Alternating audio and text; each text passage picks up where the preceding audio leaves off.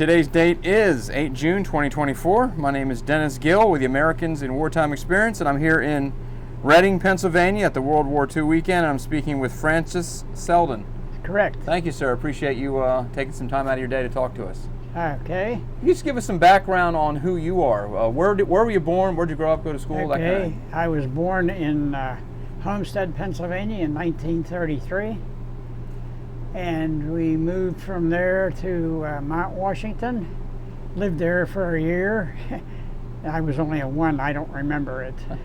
But then we moved there to Mount Lebanon, on Church Place in Mount Lebanon. Okay. And we lived there for, I guess, 22 years. Okay. 21 or 22 years. Gotcha. And then that's when I got married.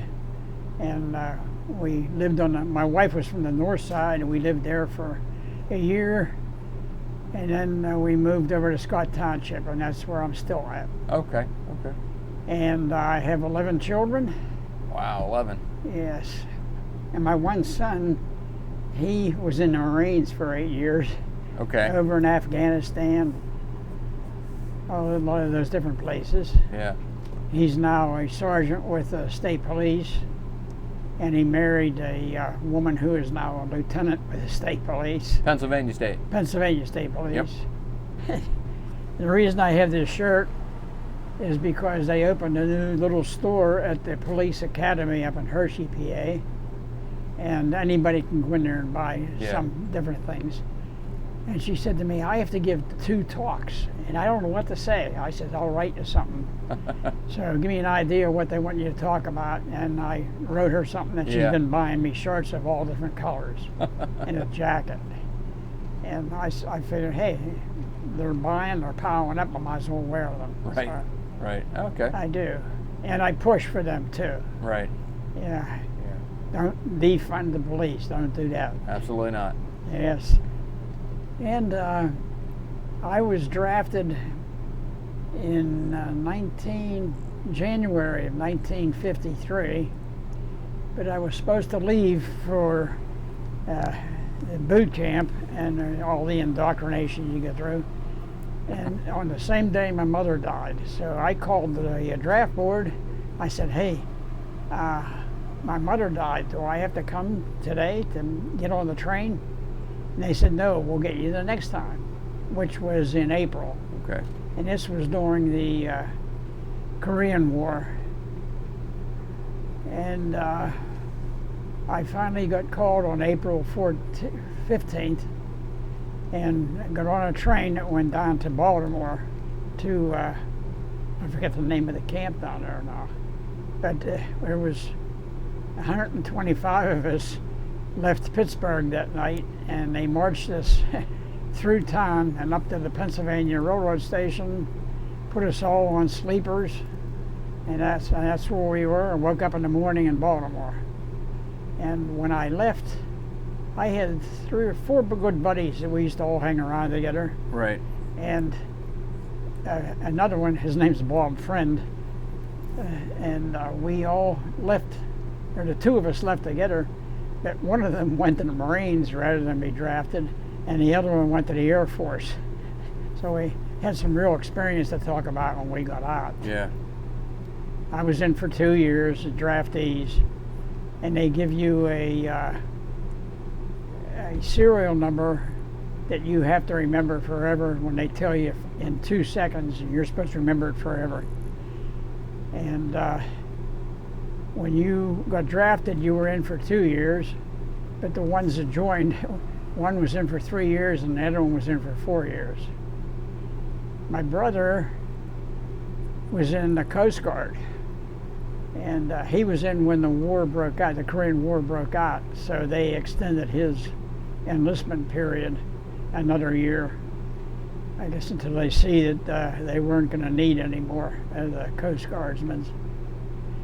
And I first of all went for 3 days to Baltimore, and after being issued some clothing and a bag to carry them all in, which weighed 100 pounds, at least it seemed to, but I think it was only like maybe 50 pounds. And we went on airplanes. Then they flew us down to Georgia, went to Camp Gordon, which is down near Augusta. And you kept thinking you're in this dry, dirty little place in wooden barracks that were left over from the Second World War. And just a few miles away, they're playing the golf championship within a beautiful place, a lot of flowers. We had nothing except scrub pines and sand.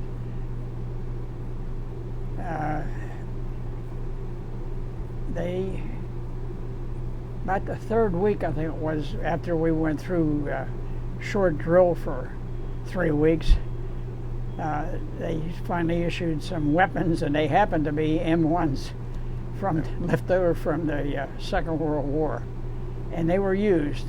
And you could look down the barrel with some of them and see a lot of pits. And we trained with them. I think there was about 300 of us in that one camp I was in that one company. And we finished, I forget how many weeks there of our drill, and we were loaded on other planes, and everybody was going to a different location. Some were going overseas. A lot were going to school in Fort Monmouth. That's where I was going. And some were staying with additional training at that area to be in the infantry. Well, I was in the Coast Guard. And I was in Fort Monmouth, and they sent us first of all to learn a few things needed in the course you were going to take, like a little brush up on your math and some other, I forget what the other ones were, we went to work on. But after we graduated from there, there was a few of us were sent to Camp Wood, which is about 11 miles down the road from Fort Monmouth in New Jersey. And we had to go through the leadership training down there for, I think it was 12 weeks we were there. And in Camp Wood, it was an old prisoner of war area for the German troops that were shipped over here and stayed in New Jersey. And we did a lot of our battles that we would fight with aggressor troops that the Army has. And these aggressor troops are a special breed that they have that they act like the enemy. Right. They wear special helmets. They're the same fiberglass helmets that we have, but there's some different pieces of material glued on them. And we did a lot of this at a place called Earl Naval Ammunition Depot. And it was full of great big bunkers that had locked doors on, is where they kept naval ammunition. Yeah. And they had a dock which went out into the Atlantic Ocean. It was almost, it looked like it was about a mile long. Right. And they would dock up their big ships out there and load the ammunition on it. And they had a couple personnel carriers, like a tank type of structure. And when we left there, I and another fellow went to down to Virginia. I think it was in South Carolina we went, and that's where we got assigned to where we were going to work at our jobs. And we were there about 3 days, 4 of the worst days of my whole time in the Army. They were tough. And I even saw lieutenants pulling KP there. Wow. And I was assigned to a base that nobody I was with even heard of. It was Camp Stewart. And it was down in Georgia again. I kept getting out of Georgia and back to Georgia. But while I was in New Jersey, we had some free time, and I got a nice tour of the New York City several times. Saw a lot of things there. The old elevated highway on the Hudson River. A lot of the big steamships were in. Saw the SS United States, the Queen Elizabeth, and a lot of other ones there. Plus, we were walking past a U.S. naval ship dock there, and one of the officers was standing at the bottom of the gangway up to the ship. He said, "You fellows want to take a tour?" We said, "Sure." So he said, "Come on, follow me." Well, we went up the gangplank, and it was a new guided missile ship, they called it. And he took us all through there. The sailors really had a nice place of places they could go, like a big soda bar with all kinds of ice cream and different drinks. Wow. And they could get hamburgers and all right on the ship. And we went home with good thoughts of that. We would ride the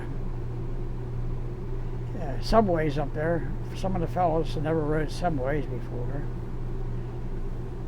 And we even got lost one time. I had a car that I drove up there for a couple months to Fort Monmouth, and we drove over into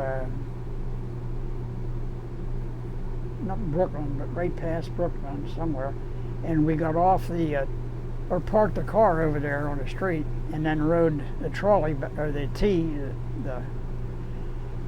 subway back over into New York into Times Square, so we could walk all around without any problem with the car. But when we went back, got off the right stop, and we went up the stairway or the walkway that they had going up to the street.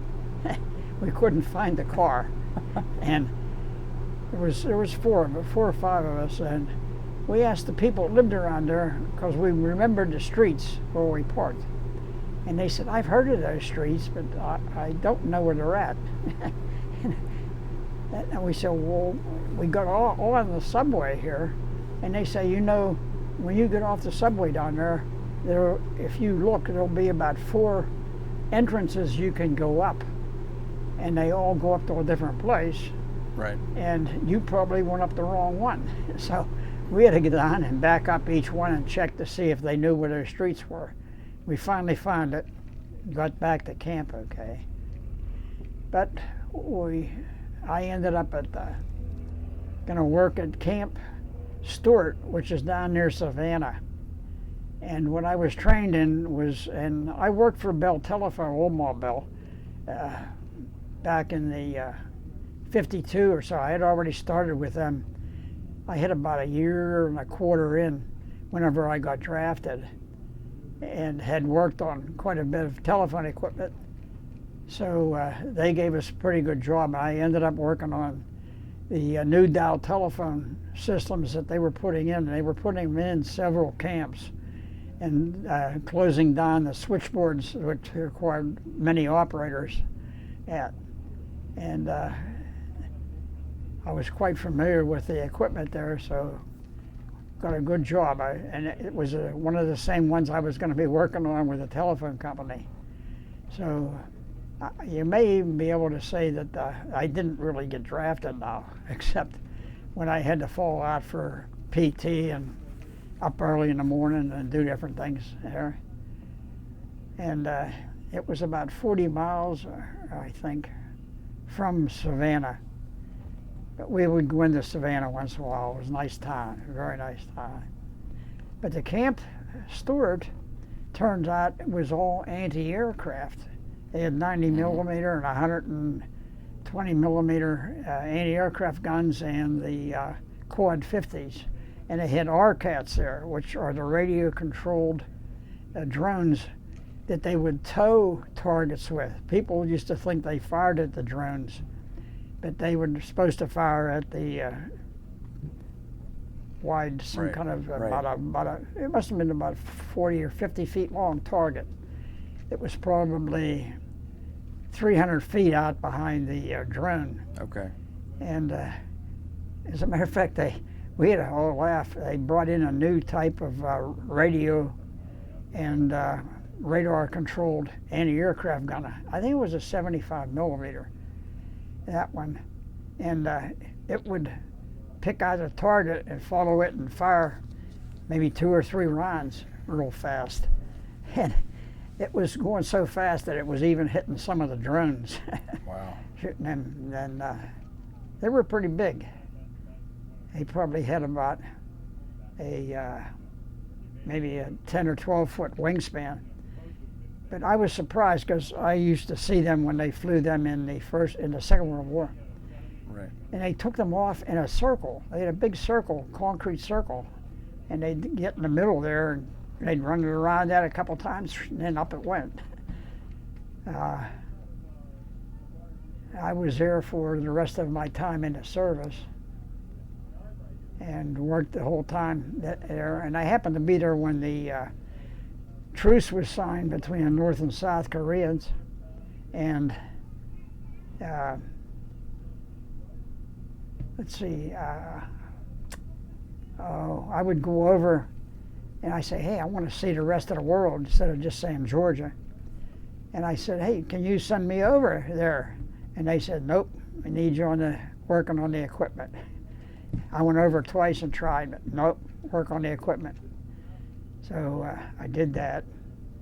I got out in April 15th of 1953, or 55. I went in 53, out in 55. And went home, went back to work at the phone company, which of course you have to be able to do. The government provides for that.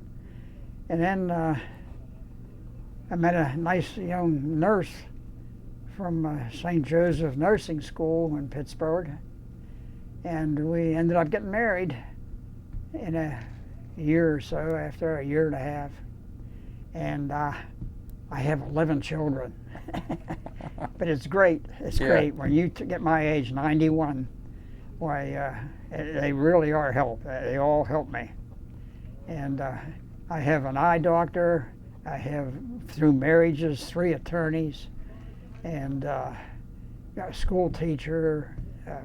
Just everybody doing everything like that. So we're doing in good shape, and they're all really behind the effort to try and stop all the crime that's going on now, and prosecute the ones that are guilty and make sure the ones that are charged wrongly get off, and everything works okay. They are all for that. So I'm glad of that.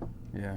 Can you tell so specifically what did you do in the Army? What was your job title? It was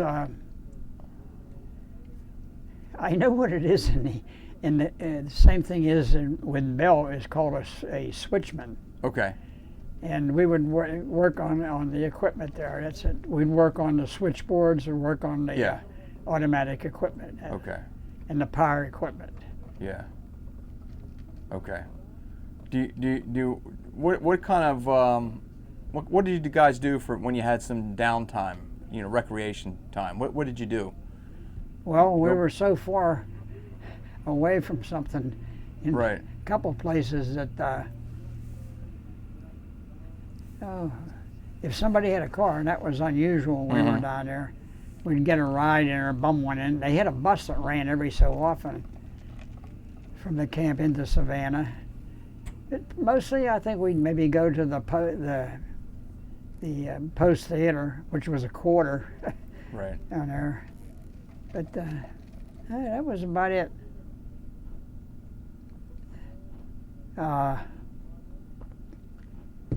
The town that was near was Hinesville, Georgia.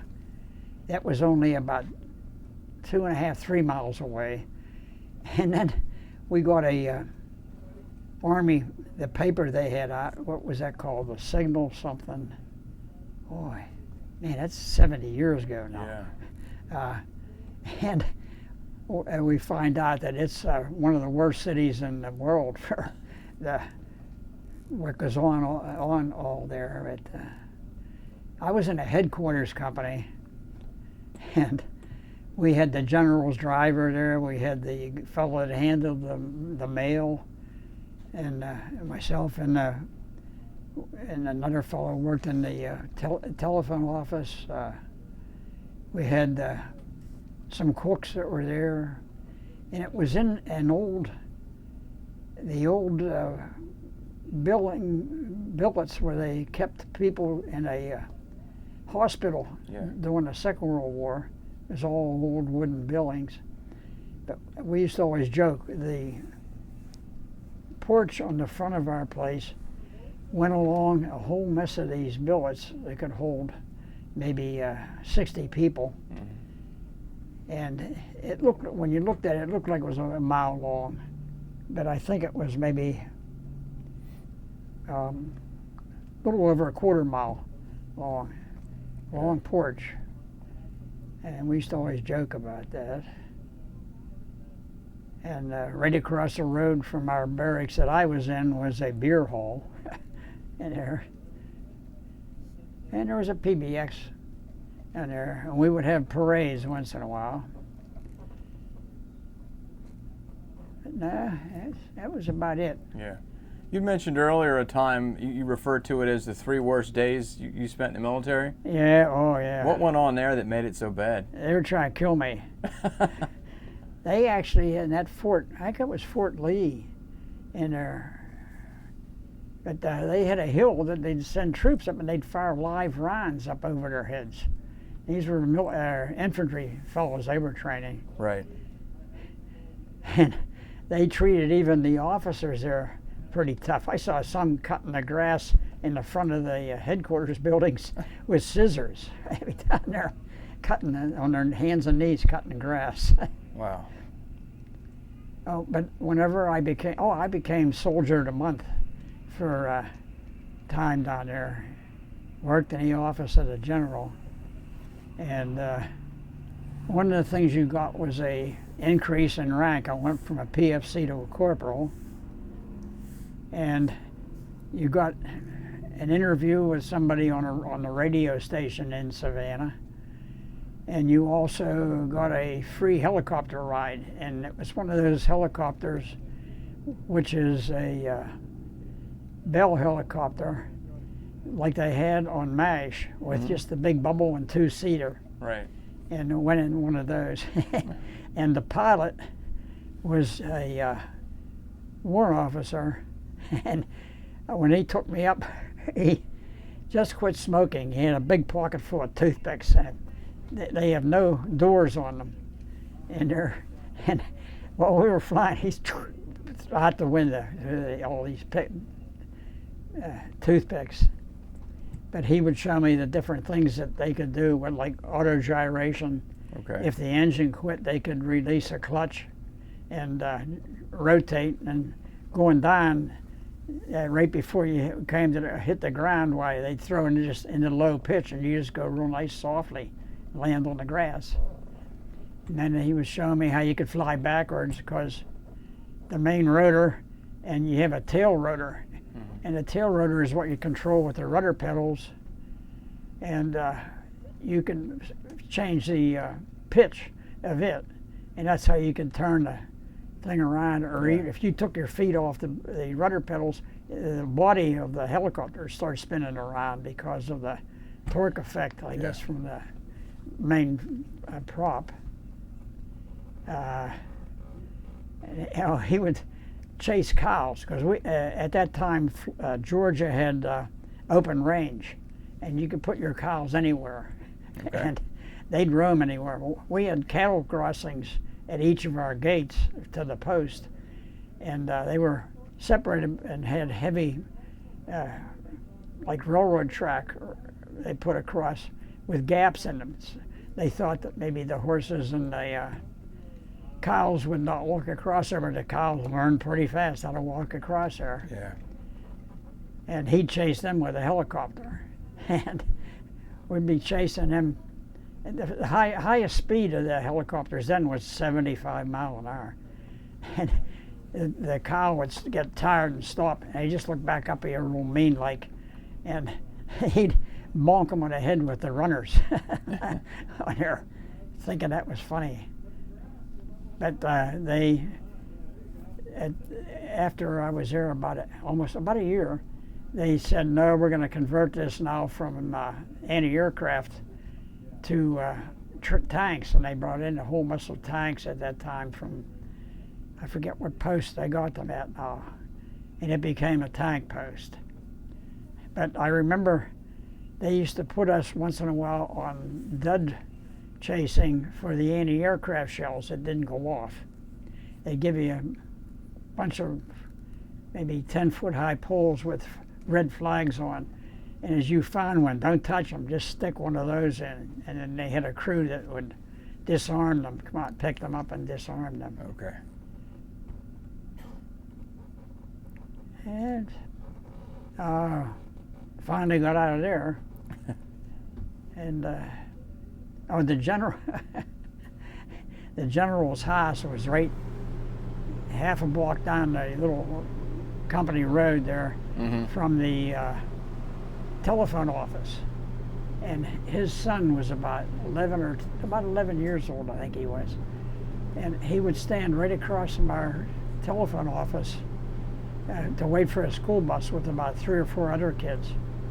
And one day we had the door, the side door to the office laying open to get some fresh air in, and it was the power room in there. And the batteries for telephone offices are about this big, about this square. Okay. And he threw a stone that went through the door and hit one of them and cracked the plastic shell or the glass shell, I guess those ones were. And our post signal officer, he was a major, and he had to go over and tell the general. He didn't want to go. But said, your son did this. We never had any more trouble from the general. Right. Yeah, it didn't bother us. But I really actually enjoyed the Army just for the 2 years. Yeah. Because I never really had anything real bad happen. And you served well, and you got promotions up to corporal there. And right. Just 2 years and back home. Yeah. How do you think your time in the service, how do you think that changed you or affected who you would become later, those experiences that you had? One of the biggest things was hanging my clothes straight. They had to all be hung in a certain order of type of shirts and pants, right? Whether they were fatigues or the Class A dress or whatever, and with the left sleeve aiming out with your Army, I think it was the 3rd Army, and all your patches that were on your shirt or coat had to be all within a certain place, so far down from the shoulder, everything like that when they're sewn on. They had a big sign by the door or a picture, a poster of a soldier, and he had different things he would be pointing to, and you were to check that before you went out. Make sure your tie was right and tucked in the right place. Yeah. Make sure your fly was closed and every button's buttoned, and all that, before you went out the door. But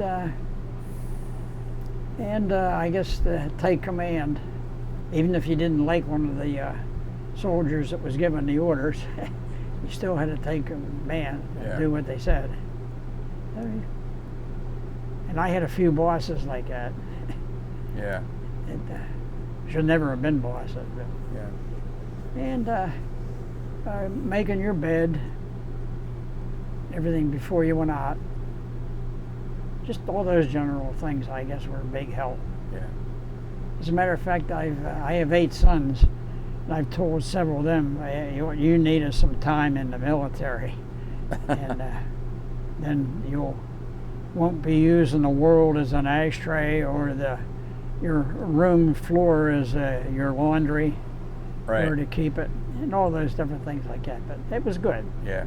And you only remember the really good or funny times. Right. Because we had quite a few funny things happen in there. Can you share one of those? If you could remember? Yes. I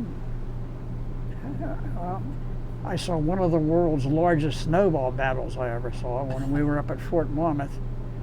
The one side of the road, we had a march every morning down to your classroom, and they had a drum and bugle corps that we used to call the blowers and the beaters. And they would march all the different companies down there, and it was about a mile. And then we had to march back at lunchtime, and then back down again at lunchtime, and then back again at quitting time. And there was one winter there was a lot of fellows never saw snow before, lived out in the western places. And we were all marching back, had come back at the end of the day, and somebody on the hillside threw a snowball. And that started it.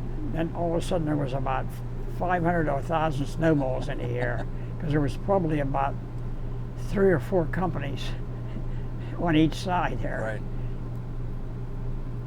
And then I remember one of the fellows, his car wouldn't start when I was down at Camp Stewart. And he had the hood up there, and there was 3 or 4 of us standing around there. And one of the sergeants come out of the mess at that time. We had all come out prior to that. He come out, and he said, "What's wrong?" And the fellow said, "The car won't start." He said, "Maybe it needs a little shot." And we said, "What do you mean?" And he pulled a little flask out of his rear pocket, put a couple drops in the carburetor, and it started right up. That was amazing to us. Yeah. And just different things along, like we were running in training at the basic training, a tank and infantry program, following the tank, and there's a foxhole dug out there that was probably big enough to put 5 people in. And the one fellow jumped in and he flew right back out again. We said, "What's wrong? What happened?" He said, "There's a great big lizard in there." Took over the foxhole. And then I remember one day we were having a critique, like they always had after every little program you'd run. Yeah. And there was stairs like they have in baseball fields, and that maybe 4 seats high. And we'd all climb up there and wait, and you had your rifle. Somebody would be sitting there with their rifle between their legs, and they'd doze off, and the rifle would fall. And it would go down about 4 or 5 steps. A little noisy. And I remember when we'd go into the theater there, they'd turn the lights out and be running some program or something. They'd stop, and the lights would come on real dim, and somebody up on the stage would say, "Okay, now, I'm going to holler attention real loud. Don't get up." What? What's going on? Okay, so the lights go out, and he hollers, "Attention!" And 1 or 2 guys would jump up because they were sleeping. So he knew that was going to happen. And while we were having a critique one time, though, I was going to tell you, the fellow was standing in the middle of the tent, and all of a sudden there was a great big snake. It must have been 10 feet long. It was a rattler come crawling up behind him, and we hollered at him, and he jumped out of the way. And about 4 or 5 of the guys took their rifles and were trying to beat it. And it would put a little loop in its body, right where the rifle would hit, and they'd miss it. But finally, one of them hit it in the head, and that did it. We had a few like that. So I don't remember any of the bad times. Yeah. What do you want people to remember most about your service? What would you like them to know? That I did what they wanted. Go in and do your best. Even though you were serving for just 2 years, do your best. And Yeah. I did that. That's what Yeah. I want people to remember. And it paid off. Paid off. Yeah. Yeah. Well, sir, on behalf of the Americans in Wartime Experience, thank you. Appreciate you Okay. sitting down and talking to us. Yes. And I want to thank you for your service as well. Okay, and thank you. Much appreciated. Yeah, okay. And also for your family service. Oh, okay. Law enforcement. They're all doing good. Well, my son spent 8 years in the Marines. Yeah. He's pretty good. Yeah. Oh, as a matter of fact, they were having some kind of a program that they were going to have about 1,000 state troopers at. And they said, how are we going to get them all moved? And they said, we need somebody that knows all the different commands, because they learned them in their training Right. there at the academy. And they called my son, who had the 8 years in the Marines, so he was out there marching them around. Yeah. So that paid off for him. Did pay off. there. Yeah. Yep. Well, great. Well, It thank was you good. again. Okay, I thank you. I enjoyed this.